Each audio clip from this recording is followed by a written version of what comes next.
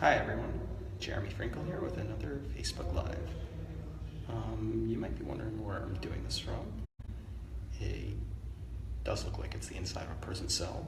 However, I am doing this from a stairwell on the side of my building. So we are here right now, and it looks like I was able to get quiet so I could broadcast this, but here it goes. So I wanted to talk a little bit today about what happened yesterday with the rescinding of Daca, which is what does it stand for? It stands for Deferred Action for Childhood Crimes. And the blowback for it. So yesterday, at around 11 in the morning, the Attorney General, Jeff Sessions, comes out and gives a statement from the president, Donald Trump. And the statement officially ended Barack Obama's Daca policy, which was enacted in 2012, and basically gave blanket amnesty to illegal immigrants who came here as children, with their parents. It allowed them to stay and basically put them with equal footing as Americans, such as they're in college, they have jobs, and basically you can't tell them apart from regular American citizens. But Obama passed DACA in 2012 with zero congressional input whatsoever, and so what that did, it made the law blatantly unconstitutional, which is, in essence, it's not even a law, it's just a dictate.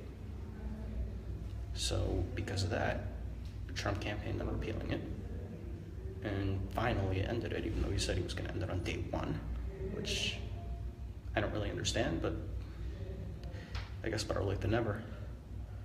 But in his statement, he declared that we're a nation of laws, and that is 100% true. And I'm not going to get into right now whether it's a good program, a bad program, whether we should end it or whether not, because that's not really the point of what I'm doing here, and also that's been beaten to death by many others over the last 2 days. I personally am against it for many reasons, but we'll leave that for another time. I wanted to get into the crazy blowback that this is getting, and not deservedly. These reactions are literally apoplectic by both the left, which is, I guess, expected, and liberal Republicans in Congress, such as Lindsey Graham and John McCain, the usuals. They came out against it, calling it, saying that they're no fault of their own that they came here, and the usual, we have to appeal to the Hispanic community, etc. And they always put that in immigration, but however, there were more. Former President Obama, who, as an unwritten rule, is supposed to, stay out of the current president's business, but he has to poke his nose in. So he comes in yesterday with a statement calling Trump's repeal cruel and self-defeating. CNN, of course, Don Lemon, he's kind of a lemon, came out yesterday with holding a panel with David Gergen and some other, CNN lefties, explaining and coming to the conclusion that, of course, it's all about,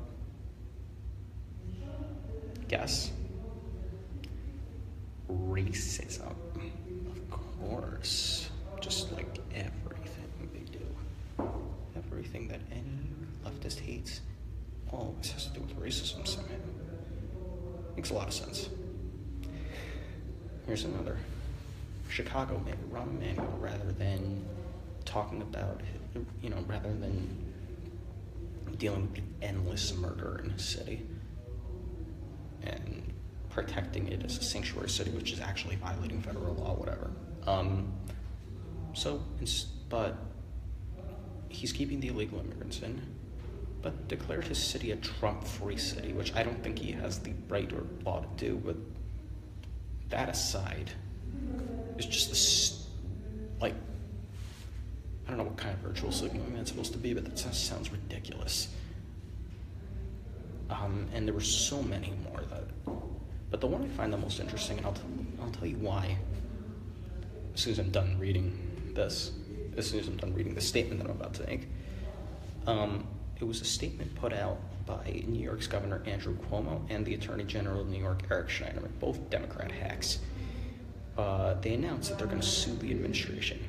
They released a statement saying, and I'm reading it right now, President Trump's decision to end the Daca program would be cruel, gratuitous, and devastating to tens of thousands of New Yorkers, and I will sue to protect them.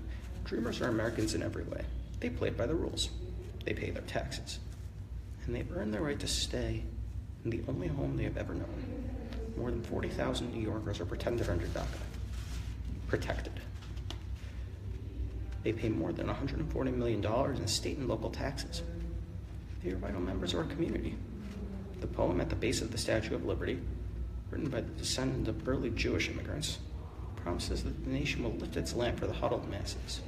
New York will never break that promise, and neither will my office. Recent reports indicate that President Trump will be ending the deferred action for childhood arrivals policy. If he moves forward with this cruel action, New York State will sue to protect the Dreamers and the state's sovereign interests in a fair, equal application under the law. Et cetera, et cetera. It's pretty long. It ends with that New York has and will continue to raise the torch of hope and opportunity, not fear. And we will open our arms to all who want to join in our community. This is why it's the most interesting, what I'm about to say. We open our arms to all who want to join the community. But a mere 3 years ago, and if you live in New York, you probably know this, Cuomo was the same person who stated then that extreme conservatives who support the Second Amendment and were pro-life had no place in the state of New York. He stated this on a radio interview, and you could find that at Google. I believe it was in the Washington Times reported it. He stated in that radio interview, I forget off the top of my head who the host of the show was, that if these extreme conservatives that are right to life, pro-assault weapons, anti-gay, they have no place in the state of New York because that's not who New Yorkers are. So, in other words, we open our arms to all who want to join the community, except for conservative Americans.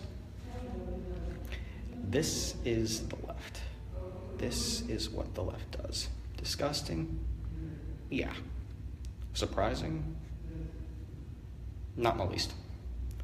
Because this is how the left thinks. The left, which is the far, far left, when I refer to the left, I mean like the really radical, socialist, Marxist, whatever, communist, etc. left, which has taken over virtually the entire party, is mostly secular and atheist. So the lack of God, and I've hammered this point many times, especially in my last week's live, when I talked about the hurricane cartoon, the one with the Confederate Texan saying that the Coast Guard was an angel from God. But the lack of a God on their side leaves an open vacuum. If it's godless and God left that space, what's going to fill it? The vacuum, it has to be filled somehow. So the God we know is replaced with theirs.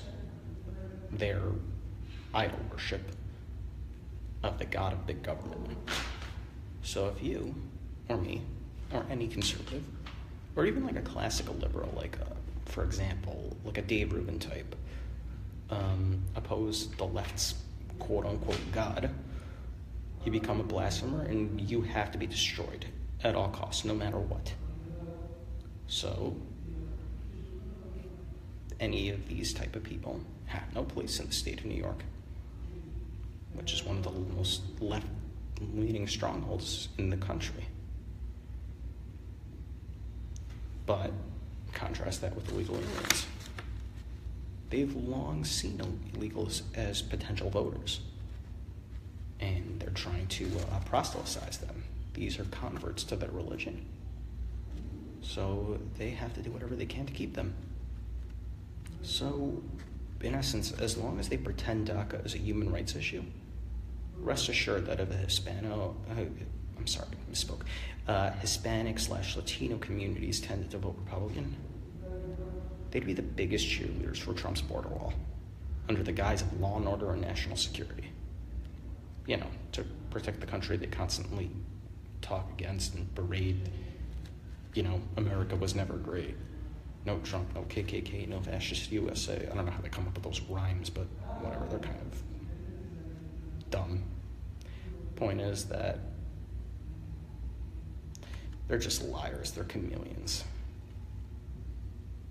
But in order to understand them, the first thing we need to do is realize that they stand for no principle other than the acquisition of power. Thank you so much for watching, and always remember that you can find me at the Daily Wire, the New Americana at Red Alert, and I'm on Twitter at Frankel Jeremy. And I will see you guys next time.